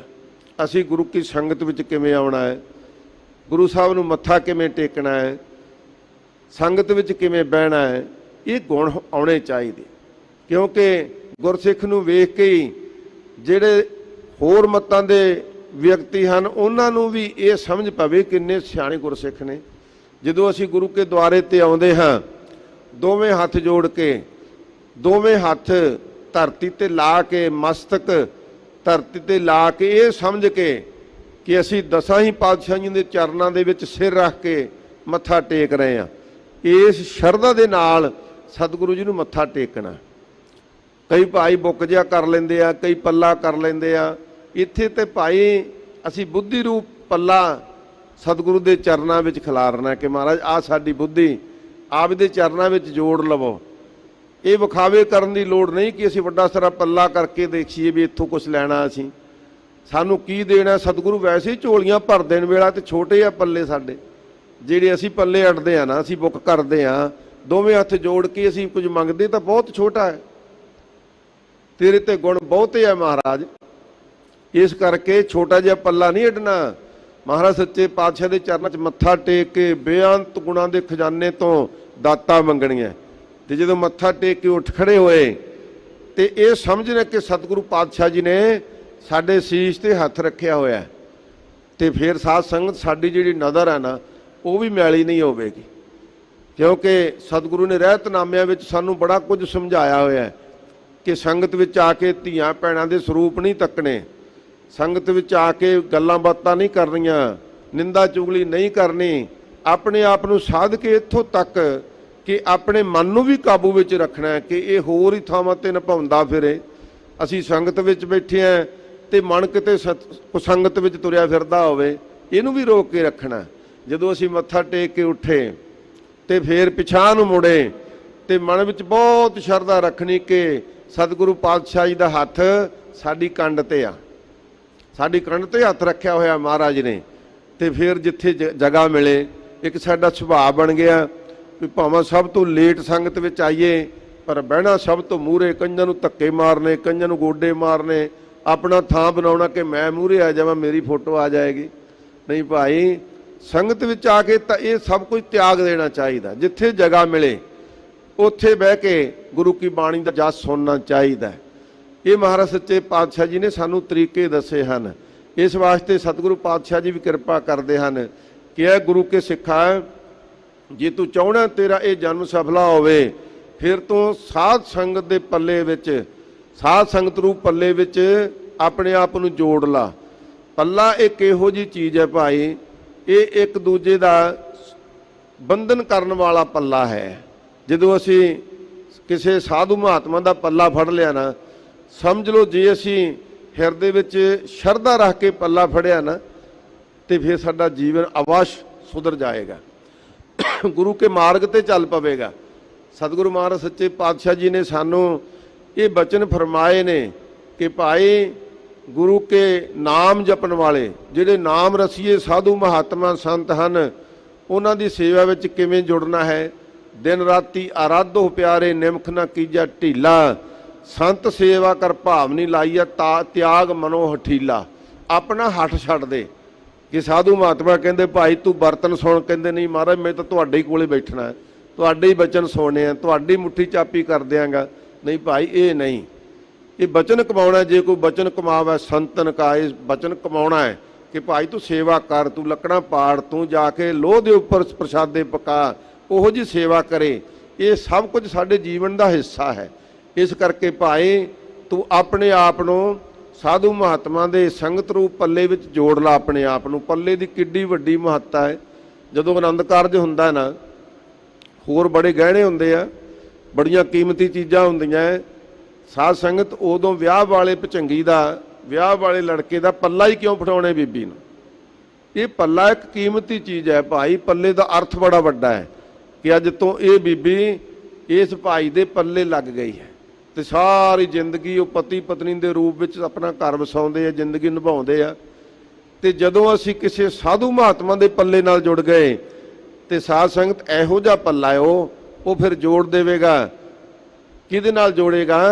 वो तो भाई परमात्मा के नाम नाल जोड़ देवेगा। तो वो ऐसे पल्ले दे विच जोड़ देवेगा जिहड़ा लोक परलोक दे विच साडे लड़ छड्डेगा नहीं, सानू अखीर तक साडे नाल निभेगा। इहो जिहा पल्ला है गुरु की साध संगत दा। संतां महात्मा की कृपा दे नाल जिवें भाई विआह शादी दे विच विचोले दोवां घरां दे विच एक समेल जोड़ दिंदे आ ना, ये जीव ते इस दा समेल जोड़न वास्ते साधु महात्मा ਜਿਹੜੇ ਭਾਈ ਵਿਚੋਲੇ कौन ਬਣਦੇ ਆ, ਜਿਹੜੇ ਪਰਿਵਾਰਾਂ ਨੂੰ ਜਾਣਦੇ ਹੁੰਦੇ, ਦੋਨਾਂ ਹੀ ਪਰਿਵਾਰਾਂ ਨੂੰ ਜਾਣਦੇ ਹੁੰਦੇ ਵੀ ਇਹਦਾ ਇਹਨਾਂ ਦੇ ਗੁਣ ਮਿਲਦੇ ਜੁਲਦੇ ਆ, ਰਹੋ ਵਿਚਾਰ। ਤੇ परमात्मा नाल सानू पल्ला फड़ा के कौन जोड़ेगा? ਜਿਹੜਾ ਆਪ ਜਾਣਦਾ ਹੋਵੇਗਾ। ਜਿਹੜਾ ਆਪ ਜੁੜਿਆ ਹੋਵੇਗਾ ਉਹੀ ਰਸਤਾ ਦੱਸੇਗਾ ਨਾ। ਇਸ ਵਾਸਤੇ ਭਾਈ ਇਹੋ ਜਿਹੇ ਸਾਧੂ ਮਹਾਤਮਾ, ਕੋਈ ਪਖੰਡੀ ਅਡੰਬਰੀ ਨਾ ਹੋਵੇ, ਕੋਈ ਲਿਬਾਸੀ ਭੇਖੀ ਨਾ ਹੋਵੇ, ਉਹ ਤੇ ਪਰਮਾਤਮਾ ਨਾਲ ਜੁੜਿਆ ਬੇਅੰਤ ਗੁਰੂ ਕੇ ਸੰਤ ਮਹਾਤਮਾ ਸਾਡੇ ਸਾਹਮਣੇ ਆ, ਅਸੀਂ ਪਛਾਣ ਹੀ ਨਹੀਂ ਸਕੇ।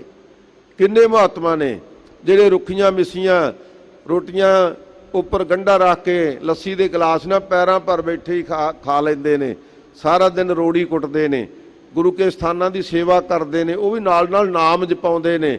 ਕੋਈ ਇਹੋ ਜਿਹੇ ਸੰਤ ਮਹਾਤਮਾ ਇੱਕ ਦਿਨ ਦੇ ਵਿੱਚ 15-15 ਥਾਵਾਂ ਤੇ ਜਾ ਕੇ ਪ੍ਰਚਾਰ ਕਰਦੇ ਨੇ, ਅੰਮ੍ਰਿਤ ਛਕਾਉਂਦੇ ਨੇ। ਉਹ ਹੈ ਭਾਈ ਗੁਰੂ ਕੇ ਸੰਤ, ਜਿਨ੍ਹਾਂ ਸਾਸ ਗਰਾਸ ਨਾ ਵਿਸਰੈ, ਹਰ ਨਾਮਾ ਮਨ ਮੰਤ, ਧਨ ਸੇ ਸਈ ਨਾਨਕਾ ਪੂਰਨ ਸੋਈ ਸੰਤ। ਉਹ ਸੰਤ ਨੇ। ਇਹ ਜਗਿਆਸੂ ਤੂੰ ਇਹੋ ਜਿਹੇ ਸੰਤ ਦੇ ਨਾਲ, ਇਹੋ ਜੀ ਸੰਗਤ ਵਿੱਚ ਆਪਣੇ ਆਪ ਨੂੰ ਜੋੜ ਲੈ। ਬਿਖਮ ਨਦੀ ਜਾਏ ਤਰਨੀ। ਫਿਰ ਭਾਈ ਜਿਹੜੀ ਬਿਖਮ ਨਦੀ, ਵੱਖ-ਵੱਖ ਧਰਮਾਂ ਨੇ ਇਸ ਨਦੀ ਨੂੰ, ਜਿਹੜੀ ਮਹਾਰਾਜ ਨੇ ਆਸਾ ਤ੍ਰਿਸ਼ਨਾ ਦੀ ਨਦੀ ਕਿਹਾ ਸਾਨੂੰ, ਕਿਸੇ ਨੇ ਨਰਕ ਦੇ ਵਿੱਚ ਸਾਧ ਸੰਗਤ ਜੀ ਇਸ ਨਦੀ ਨੂੰ ਔਰਤ ਨਹੀਂ ਕਿਹਾ ਹੈ, ਇਸ ਨੂੰ ਹੋਰ ਕਈ ਤਰ੍ਹਾਂ ਦੇ ਇਹਨੂੰ ਨਾਂ ਦਿੱਤੇ ਨੇ।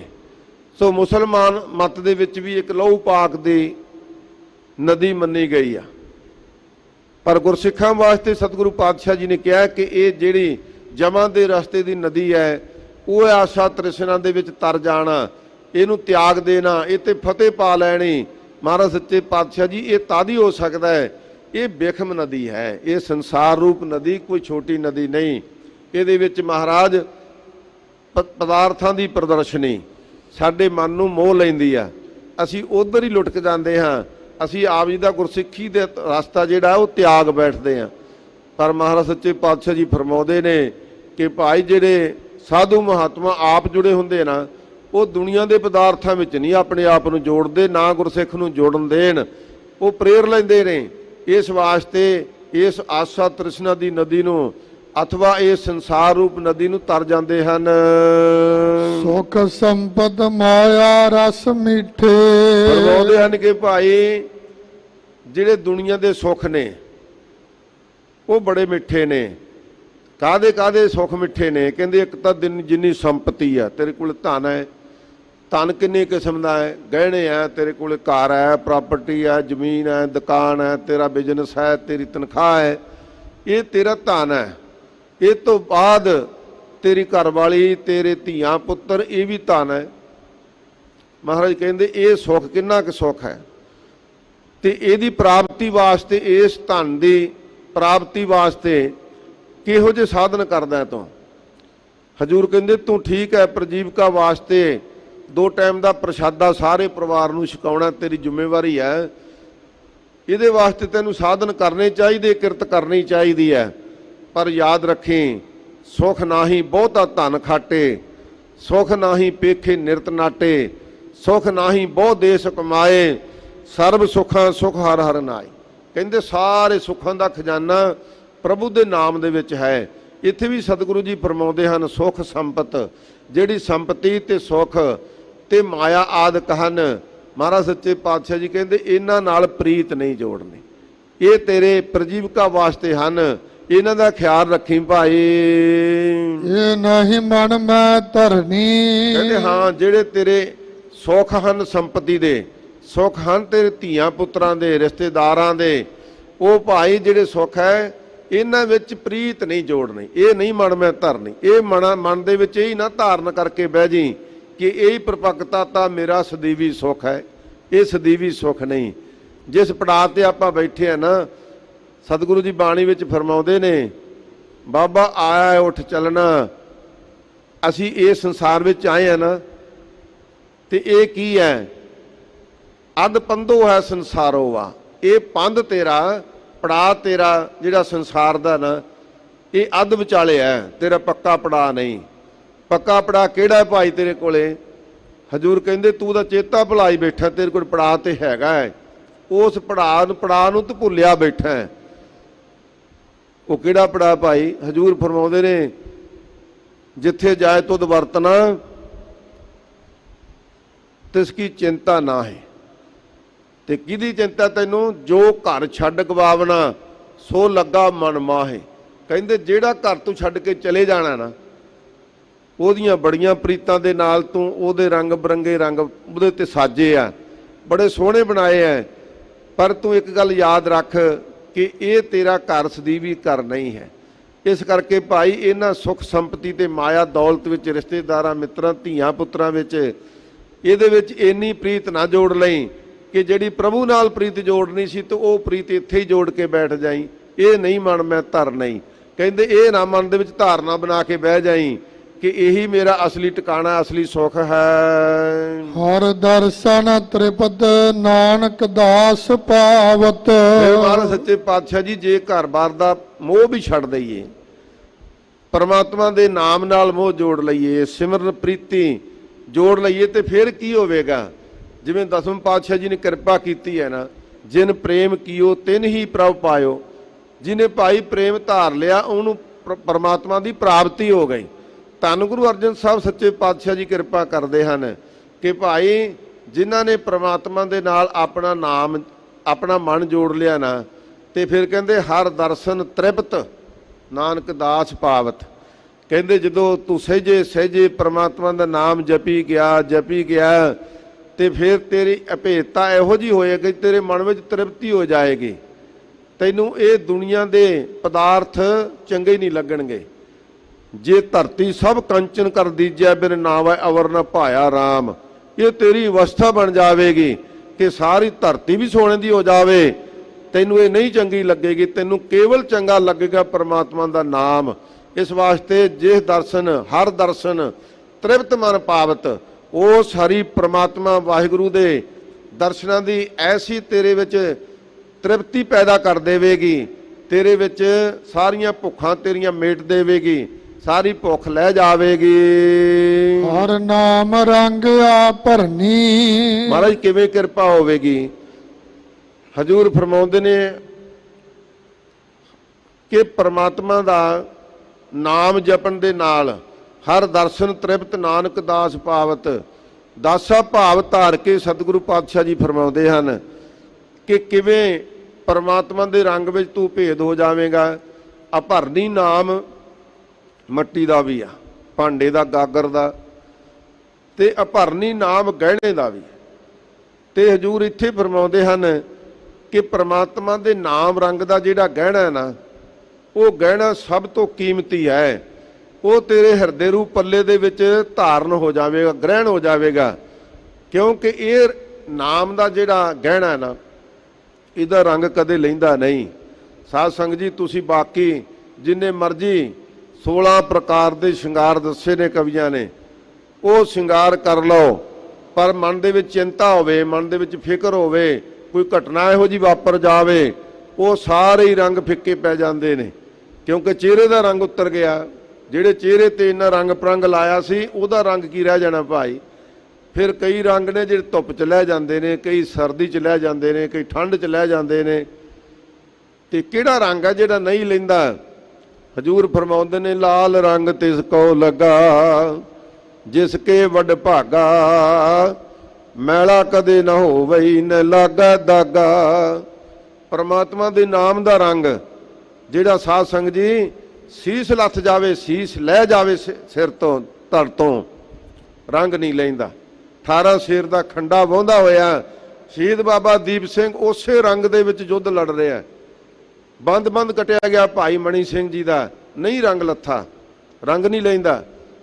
ਇਹ ਨਾਮ ਦਾ ਰੰਗ ਮਹਾਰਾਜ ਸੱਚੇ ਪਾਤਸ਼ਾਹ ਜੀ ਕਹਿੰਦੇ ਤੇਰੇ ਹਿਰਦੇ ਰੂਪ ਮੱਟੀ ਦੇ ਵਿੱਚ, ਭਾਂਡੇ ਦੇ ਵਿੱਚ ਐਸਾ ਰੰਗ ਚੜ ਜਾਏਗਾ ਜਿਹੜਾ ਭਾਈ ਉਹ ਰੰਗ ਕਦੇ ਉਤਰੇਗਾ ਨਹੀਂ, ਰੰਗ ਸਦੀਵੀ ਚੜ ਜਾਏਗਾ। ਇਸ ਰੰਗ ਦੇ ਵਿੱਚ ਰੰਗਿਆ ਹੋਰ ਕਿੰਨਿਆਂ ਨੂੰ ਤੂੰ ਰੰਗ ਲਵੇਂਗਾ?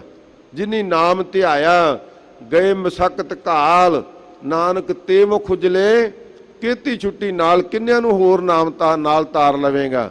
ਸਤਿਗੁਰੂ ਜੀ ਨੇ ਇਹ ਬਖਸ਼ਿਸ਼ ਕੀਤੀ ਹੈ। ਆਓ ਹੁਣ ਲੜੀਵਾਰ ਕਥਾ ਸਰਵਣ ਕਰੀਏ ਜੋ ਸਤਿਗੁਰੂ ਪਾਤਸ਼ਾਹ ਜੀ ਕਿਰਪਾ ਕਰ ਰਹੇ ਹਨ। ਰਾਗ ਬਿਲਾਵਲ ਮਹੱਲਾ ਪੰਜਵਾ। ਦੋ ਪਦੇ ਘਰ ਅਠਵਾਂ, ਇੱਕ ਓੰਕਾਰ ਸਤਿਗੁਰ ਪ੍ਰਸਾਦ। ਬਿਲਾਵਲ ਰਾਗ ਦੇ ਵਿੱਚ ਸ਼ਹੀਦਾਂ ਦੇ ਸਰਤਾਜ ਪੰਜਮ ਪਾਤਸ਼ਾਹ ਜੀ ਕਿਰਪਾ ਕਰਦੇ ਨੇ। 2 ਪੌੜੀਆਂ ਵਾਲਾ ਇਹ ਸ਼ਬਦ ਉਚਾਰਨ ਕਰ ਰਹੇ ਹਨ। ਸਤਿਗੁਰੂ ਪਾਤਸ਼ਾਹ ਜੀ ਨੇ 8ਵੇਂ ਘਰ ਸੁਰਤਾਲ ਦੇ ਵਿੱਚ ਰਾਗੀ ਸਿੰਘਾਂ ਨੂੰ ਇਹ ਸ਼ਬਦ ਗਾਇਨ ਕਰਨ ਦਾ ਤਰੀਕਾ ਸਮਝਾਇਆ ਹੈ। ਇੱਕ ਓੰਕਾਰ ਸਤਿਗੁਰ ਪ੍ਰਸਾਦ, ਇੱਕ ਅਕਾਲ ਪੁਰਖ ਵਾਹਿਗੁਰੂ ਜੋ ਸਭ ਦੀ ਪਾਲਣਾ ਕਰਨ ਵਾਲਾ ਸਮਰੱਥ ਹੈ, ਜੋ ਸਰਵ ਜਗ੍ਹਾ ਤੇ ਵਿਆਪਕ ਹੈ, ਉਸ ਦੀ ਪ੍ਰਾਪਤੀ ਸਤਿਗੁਰੂ ਜੀ ਦੀ ਕਿਰਪਾ ਦੁਆਰਾ ਪ੍ਰਾਪਤ ਹੁੰਦੀ ਹੈ। ਨਾਹੀ ਪ੍ਰਭ ਸਭ ਕਿਛ ਤੇਰਾ।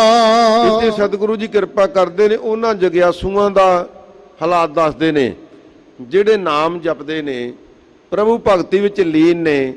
ਉਹ ਐਸ ਜਗਿਆਸੂ ਦੀ ਅਵਸਥਾ ਤੋਂ ਉੱਪਰ ਉੱਠ ਖੜੇ ਨੇ। ਉਹ ਸਮਝ ਚੁੱਕੇ ਨੇ ਕਿ ਜਗਤ ਦੀਆਂ ਬਾਕੀ ਪ੍ਰੀਤਾਂ ਝੂਠੀਆਂ ਨੇ, ਜਗਤ ਮੈਂ ਝੂਠੀ ਦੇਖੀ ਪ੍ਰੀਤ। ਇਸ ਪ੍ਰੀਤ ਨੂੰ ਸਮਝ ਗਏ ਕਿ ਪ੍ਰਭੂ ਪ੍ਰੀਤ ਸਭ ਤੋਂ ਉੱਤਮ ਹੈ, ਸਭ ਤੋਂ ਉੱਚੀ ਹੈ, ਸਭ ਤੋਂ ਸੁੱਚੀ ਹੈ। ਉਹਨਾਂ ਦੀ ਅਵਸਥਾ ਦੱਸਦੇ ਨੇ ਮਹਾਰਾਜ ਕਿ ਉਹ ਕਿਹੋ ਜਿਹੇ ਨੇ, ਕੀ ਸਮਝਦੇ ਨੇ। ਉਹ ਹੁਣ ਗੱਲਾਂ ਕਰਦੇ ਨੇ, ਅਕਾਲ ਪੁਰਖ ਨਾਲ ਗੱਲਾਂ ਕਰਦੇ ਨੇ ਕਿ ਵਾਹਿਗੁਰੂ ਤੇਰੀ ਸਾਨੂੰ ਸਮਝ ਨਹੀਂ ਪੈਂਦੀ, ਤੂੰ ਸਾਨੂੰ ਪੈਦਾ ਵੀ ਕੀਤਾ, ਤੂੰ ਸਾਡੇ ਵਿੱਚ ਵੀ ਰਹਿਣਾ, ਸਾਡੇ ਤੋਂ ਅਲੱਗ ਵੀ ਹੈ, ਸਾਡੇ ਅੰਦਰ ਵੀ ਤੂੰ ਹੈ, ਤੇਰੀ ਪ੍ਰਾਪਤੀ ਵਾਸਤੇ ਵੀ ਅਸੀਂ ਦਿਨ ਰਾਤ ਦੌੜਦੇ ਫਿਰਦੇ ਹਾਂ। ਇਹ ਕੀ ਚੱਕਰ ਹੈ? ਉਹ ਗੱਲਾਂ ਕਰਦੇ ਨੇ। ਆਓ ਆਪਾਂ ਸਰਵਣ ਕਰੀਏ। ਇਹ ਭਾਈ ਸਮਝ ਤੇ ਉਹਨਾਂ ਦੀ ਪੈ ਸਕਦਾ ਜਿਹੜੇ ਇਸ ਅਵਸਥਾ ਵਿੱਚ ਹੋਣ, ਪਰ ਇਸ ਅਵਸਥਾ ਦਾ ਰਾਹ ਦਿਖਾਉਣ ਵਾਸਤੇ ਪੰਚਮ ਪਾਤਸ਼ਾਹ ਜੀ ਸਰਬ ਜਗਿਆਸੂਆਂ ਨੂੰ, ਸਰਬ ਗੁਰਸਿੱਖਾਂ ਨੂੰ ਉਪਦੇਸ਼ ਬਖਸ਼ਿਸ਼ ਕਰ ਰਹੇ ਨੇ ਕਿ ਆਓ ਭਾਈ ਇੱਧਰ ਵੀ ਤੱਕੋ ਕਿ ਗੁਰੂ ਕੇ ਸਿੱਖ ਜਗਿਆਸੋ ਭਾਵ ਭਗਤੀ ਵਿੱਚ ਲੀਨ ਹੋ ਕੇ ਕਿੰਨਾਂ ਅਵਸਥਾਵਾਂ ਨੂੰ ਪਹੁੰਚੇ ਨੇ, ਕਿਹੜੀ ਅਵਸਥਾ ਵਿੱਚ ਉਹ ਪ੍ਰਵੇਸ਼ ਕਰ ਚੁੱਕੇ ਨੇ, ਅਸੀਂ ਕਿੱਥੇ ਫਿਰਦੇ ਹਾਂ। ਸੋ ਇਹ ਮਹਾਰਾਜ ਸੱਚੇ ਪਾਤਸ਼ਾਹ ਜੀ ਕਿਰਪਾ ਕਰ ਰਹੇ ਹਨ।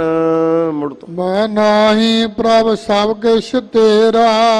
ਹਜੂਰ ਮੈਂ ਭਾਵ ਜੋ ਮੇਰਾ ਸਰੀਰ ਹੈ, ਮੈਂ ਕੀ ਹਾਂ? ਮੈਂ ਨਾਹੀ। ਕਹਿੰਦੇ ਮੇਰਾ ਸਰੀਰ ਵੀ ਮੇਰਾ ਨਹੀਂ, ਇਹ ਬਿਨਸ ਜਾਣਾ। ਜਿਹੜਾ ਇਹਦੇ ਵਿੱਚ ਸੂਖਮ ਸਰੀਰ ਹੈ, ਇਹਦੇ ਵੀ ਮੇਰਾ ਦਾਵਾ ਨਹੀਂ, ਜਿਹਨੂੰ ਅਸੀਂ ਆਤਮਾ ਕਹਿੰਦੇ ਆ, ਮਨ ਕਹਿ ਦਿੰਦੇ ਆ। ਮਹਾਰਾਜ ਇਹਦੇ ਤੇ ਵੀ ਮੇਰਾ ਦਾਵਾ ਨਹੀਂ ਵੀ ਇਹ ਮੇਰਾ ਹੈ, ਇਹ ਮੇਰੇ ਵੱਸ ਵਿੱਚ ਵੀ ਹੈ ਨਹੀਂ। ਇਹ ਤੇ ਮਹਾਰਾਜ ਆਪ ਜੀ ਨੇ ਦਿੱਤਾ ਸਾਰਾ ਕੁਝ ਹੈ। ਆਪ ਹੀ ਸਮਝਾਓ ਮਹਾਰਾਜ ਸੱਚੇ ਪਾਤਸ਼ਾਹ ਜੀ, ਆਪ ਜੀ ਦੀ ਕੀ ਖੇਲ ਹੈ। ਈਗਾ ਨਿਰਗੁਣ ਊਗਾ ਸਰਗੁਣ। ਕਹਿੰਦੇ ਇੱਥੇ ਤੁਸੀਂ ਈਗਾ ਦਾ ਮਤਲਬ ਹੈ ਇੱਥੇ ਇਸ ਸੰਸਾਰ ਵਿੱਚ, ਇਹ ਸੰਸਾਰ ਵਿੱਚ ਤਾਂ ਤੁਸੀਂ ਜਗਿਆਸੂ ਰੂਪ ਵਿੱਚ ਵਿਚਰ ਰਹੇ ਹੋ। ਸਾਰੇ ਜੀਵਾਂ ਵਿੱਚ ਘਟ ਘਟ ਮੈਂ ਹਰਜੂ ਵਸੈ, ਸੰਤਨ ਕਹਿਓ ਪੁਕਾਰ। ਸਾਰੇ ਜੀਵਾਂ ਵਿੱਚ ਆਪ ਜੀ ਦਾ ਵਾਸਾ ਹੈ। ਇਸੇ ਤਾਂ ਜੀਵ ਰੂਪ ਹੋ ਕੇ ਮਹਾਰਾਜ ਜੀ ਇੰਗ ਹੈ, ਇਸ ਸੰਸਾਰ ਦੇ ਵਿੱਚ ਆਪ ਵਿੱਚ ਰਹੇ ਹੋ। ਊਗਾ ਸਰਗੁਣ, ਤੇ ਉੱਥੇ ਮਹਾਰਾਜ ਸੱਚਖੰਡ ਦੇ ਵਿੱਚ ਆਪ ਮਾਇਆ ਸਬਲ ਹੋ ਕੇ, ਈਸ਼ਰ ਰੂਪ ਹੋ ਕੇ ਆਪ ਬੈਠੇ ਹੋ। ਅਕਾਲ ਪੁਰਖ ਦੀ ਭੇਟਾ ਪਾ ਕੇ ਆਪ ਉੱਥੇ ਵਿੱਚ ਰਹੇ ਹੋ ਮਹਾਰਾਜ ਜੀ। ਖੇਲ ਕਰਤ ਵਿੱਚ ਸੁਆਮੀ ਮੇਰਾ। ਇੱਥੇ ਜਿਹੜਾ ਜੀਵ ਰੂਪ ਹੈ ਤੇ ਉੱਥੇ ਜਿਹੜਾ ਈਸ਼ਰ ਰੂਪ ਹੈ, ਇਹਦੇ ਵਿੱਚ ਮਹਾਰਾਜ ਸੱਚੇ ਪਾਤਸ਼ਾਹ ਜੀ ਆਪ ਕੌਤਕ ਕਰ ਰਹੇ ਹੋ। ਸਾਰੇ ਜੀਵਾਂ ਦੇ ਵਿੱਚ ਇੱਕ ਕੌਤਕ ਦੇ ਵਿੱਚ ਲਾਏ ਹੋ, ਖੇਲ ਦੇ ਵਿੱਚ ਲਾਏ ਹੋਏ ਹਨ। ਇੱਥੇ ਜੀਵ ਰੂਪ ਹੈ, ਉੱਥੇ ਤੂੰ ਈਸ਼ ਰੂਪ ਹੈ। ਖੇਲ ਕਰਤ ਵਿੱਚ ਸਤਿਗੁਰ ਮੇਰਾ। ਜਿਹੜਾ ਅਕਾਲ ਪੁਰਖ ਵਾਹਿਗੁਰੂ ਹੈ, ਉਹ ਇਹਦੇ ਵਿੱਚ ਖੇਲ ਕਰ ਰਿਹਾ ਹੈ। ਲੈ ਵੀ ਉੱਠ, ਤੂੰ ਸਵੇਰੇ ਉੱਠੀ, ਪ੍ਰਮਾਤਮਾ ਦਾ ਨਾਮ ਜਪੀ, ਕੀ ਹੋਵੇਗਾ? ਤੇਰੀ ਉਸ ਈਸ਼ਰ ਦੇ ਨਾਲ, ਅਕਾਲ ਪੁਰਖ ਨਾਲ ਤੇਰੀ ਭੇਟਤਾ ਹੋਵੇਗੀ। ਮਹਾਰਾਜ ਹੱਦ ਹੋ ਗਈ।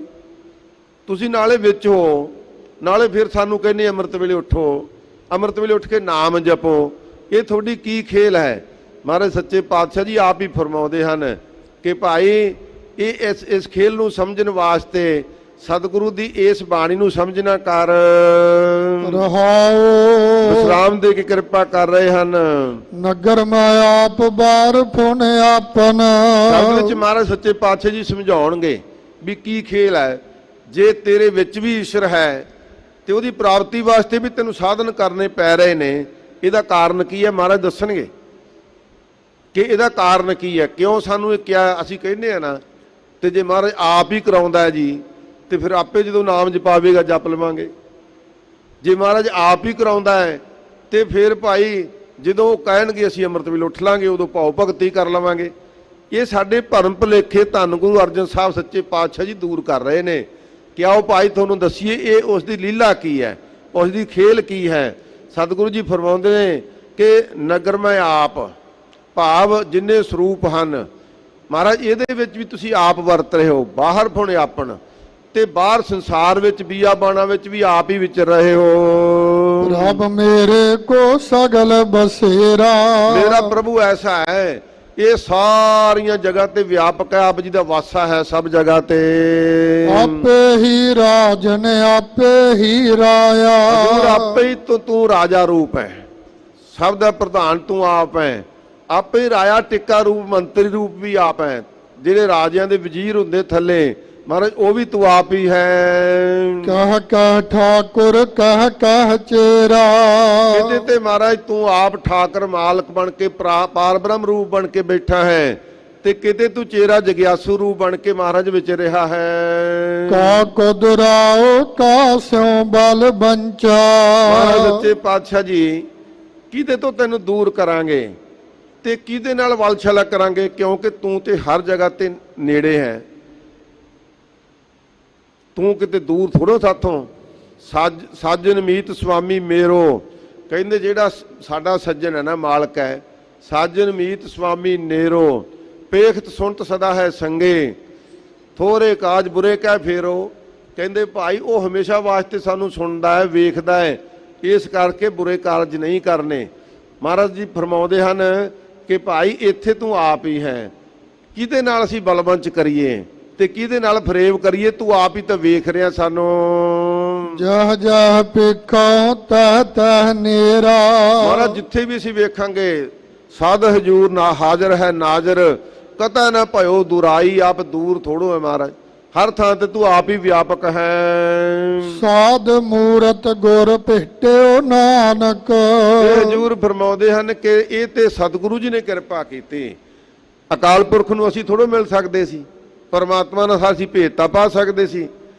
ਇਹ ਤੇ ਸਾਧ ਰੂਪ ਆਪਣਾ ਤਨ ਧਾਰਿਆ। ਧੰਨ ਗੁਰੂ ਨਾਨਕ ਸਾਹਿਬ ਸੱਚੇ ਪਾਤਸ਼ਾਹ ਜੀ ਨੇ, ਅਕਾਲ ਪੁਰਖ ਵਾਹਿਗੁਰੂ ਨੇ ਆਪਣਾ ਹੀ ਪਾਰ ਬ੍ਰਹਮ ਨੇ ਰੂਪ ਧਾਰਨ ਕਰ ਲਿਆ, ਜਿਹੜਾ ਸਾਨੂੰ ਦਿਸ ਪਿਆ, ਤੇ ਉਹਦੀ ਜਿਹੜੀ ਬਾਣੀ ਰਚੀ ਸੀ ਉਹ ਸਾਨੂੰ ਦਰਸ਼ਨ ਹੋ ਗਏ। ਉਹ ਬਾਣੀ ਸਾਡਾ ਮਾਰਗਦਰਸ਼ਕ ਬਣ ਗਈ। ਮਹਾਰਾਜ ਇਹ ਤੇ ਆਪ ਜੀ ਦਾ ਹੀ ਪਰਉਪਕਾਰ ਹੈ। ਆਪ ਜੀ ਨੇ ਇਸ ਸੰਸਾਰ ਦੇ ਵਿੱਚ ਆਪਣਾ ਤਨ ਧਾਰਨ ਕਰ ਲਿਆ। ਸਤਿਗੁਰੂ ਜੀ ਫਰਮਾਉਂਦੇ ਭਾਈ ਜਿਵੇਂ ਸੰਸਾਰ ਦੇ ਵਿੱਚ ਨਦੀਆਂ ਨੇ, ਨਾਲੇ ਨੇ, ਉਹ ਕਾਹਦੇ ਨੇ? ਪਾਣੀ ਦੇ ਨੇ। ਉਹ ਦਿਨ ਰਾਤ ਚੱਲਦੇ ਨੇ, ਤੁਰਦੇ ਨੇ।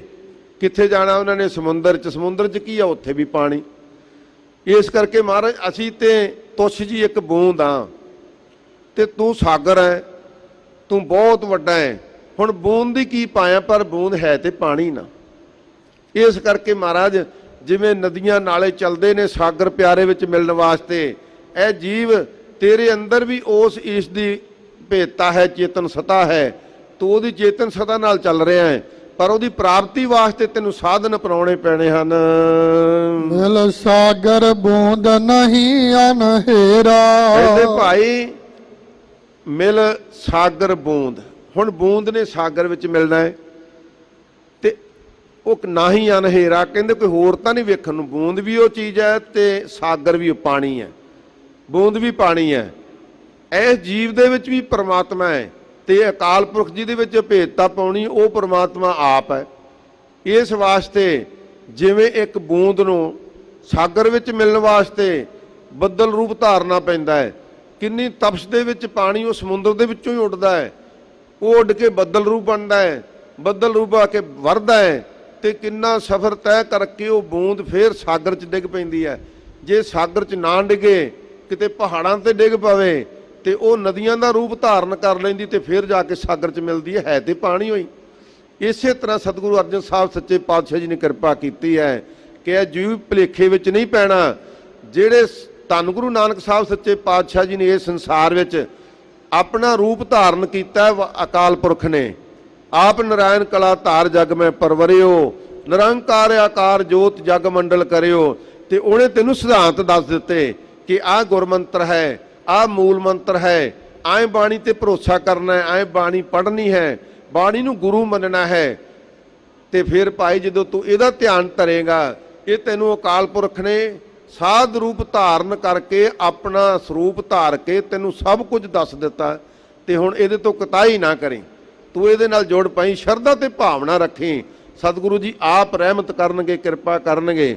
ਸੋ ਸਤਿਗੁਰੂ ਜੀ ਨੇ ਬਖਸ਼ਿਸ਼ ਕੀਤੀ ਹੈ, ਜਿਵੇਂ ਪਾਣੀ ਦਾ ਰੂਪ ਆਪ ਹੈ, ਬੂੰਦ ਦਾ ਰੂਪ ਵੀ ਆਪ ਹੈ, ਨਦੀਆਂ ਰੂਪ ਵੀ ਆਪ ਹੈ, ਐਸੀ ਮਹਾਰਾਜ ਸਾਡੇ ਤੇ ਜੀਵਾਂ ਦੇ ਉੱਪਰ ਐਸੀ ਪ੍ਰੇਮ ਦੀ ਖਿੱਚ ਪੈਦਾ ਕਰ ਦਿਓ ਕਿ ਜਿਵੇਂ ਨਦੀਆਂ ਨਾਲੇ ਬਰਸਾਤ ਨਹੀਂ ਦੇਖਦੇ, ਉਹ ਸਰਦੀ ਗਰਮੀ ਨਹੀਂ ਦੇਖਦੇ, ਦਿਨ ਰਾਤ ਤੁਰੇ ਰਹਿੰਦੇ ਨੇ, ਪਰ ਸਾਗਰ ਵਿੱਚ ਮਿਲ ਕੇ ਐਸੀ ਉਹਨਾਂ ਦੇ ਵਿੱਚ ਸਹਿਜ ਅਵਸਥਾ ਆ ਜਾਂਦੀ ਹੈ ਕਿ ਹੁਣ ਅਸੀਂ ਪ੍ਰਭੂ ਪ੍ਰਮਾਤਮਾ ਨੂੰ ਪ੍ਰਾਪਤ ਕਰ ਲਿਆ, ਆਪਣੇ ਸਾਗਰ ਨੂੰ।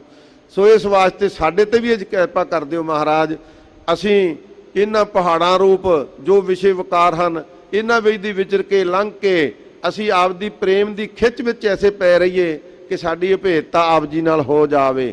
ਇਹ ਸਤਿਗੁਰੂ ਪਾਤਸ਼ਾਹ ਜੀ ਨੇ ਰਹਿਮਤ ਕੀਤੀ ਹੈ।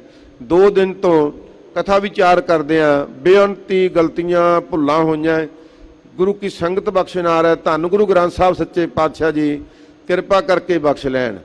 ਸਰਬੱਤ ਸੰਗਤਾਂ ਦਾ, ਪਾਠੀ ਸਿੰਘ ਜੀ ਦਾ ਜਿਨ੍ਹਾਂ ਨੇ ਨਾਲ ਪਾਠ ਕੀਤਾ ਕੱਲ ਵੀ ਅੱਜ ਵੀ, ਸੋ ਸਿੰਘ ਸਾਹਿਬ ਗਿਆਨੀ ਜਗਤਾਰ ਸਿੰਘ ਜੀ ਹੈੱਡ ਗ੍ਰੰਥੀ ਸ੍ਰੀ ਹਰਿਮੰਦਰ ਸਾਹਿਬ, ਸਮੂਹ ਪ੍ਰਬੰਧਕਾਂ ਦਾ ਜਿਹੜੇ ਗੁਰਮੁਖ ਪਿਆਰੇ ਲੰਗਰਾਂ 'ਚ ਸੇਵਾ ਕਰਦੇ ਆ, ਸਾਰੇ ਹਰਿਮੰਦਰ ਸਾਹਿਬ 'ਚ ਵਰਸਿਆਂ ਦੀ ਹੋਰ ਸੇਵਾ ਕਰਦੇ, ਸਭ ਦਾ ਭਾਈ ਬਹੁਤ ਬਹੁਤ ਧੰਨਵਾਦ ਹੈ। ਸੋ ਆਓ ਗੁਰੂ ਕੀ ਬਾਣੀ ਦੀਆਂ ਅਖੀਰਲੀਆਂ ਤੁਕਾਂ ਪੜ੍ਹ ਕੇ ਸਮਾਪਤੀ ਕਰੀਏ ਜੀ।